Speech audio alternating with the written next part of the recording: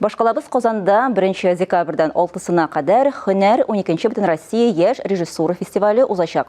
6 көн дәвамында Татарстан театрларының 11 коллективы заманча һәм үзенчәлекле 16 спектакль тәкъдим итәчәк. Алар Казанның 6 театраль мәйданчыгында күрсәтеләчәк. Һөнәр фестиваленең максаты яшь режиссерларга профессиональ мөхит тудыру, аларның иҗатын киң катлам тамашачыга җиткерү, фестиваль таләпләре буенча һөнәрдә 35 яшькә кадәр булган режиссерларның спектакльләре яки ул яшьне узган булса да, режиссерның дебют эшеннән соң 5 ел дәвамында куйган спектакльләре катнаша ала.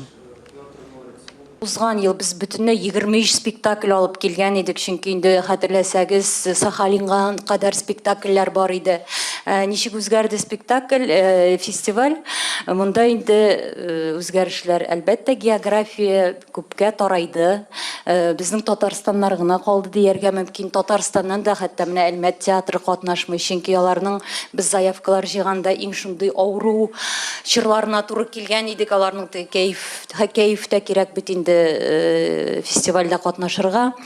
Безнең катнаша Буа, Минзәлә һәм Бөгелмә театрлары, Чаллы Курчак театры һәм инде башкалары барысы да Казаннан.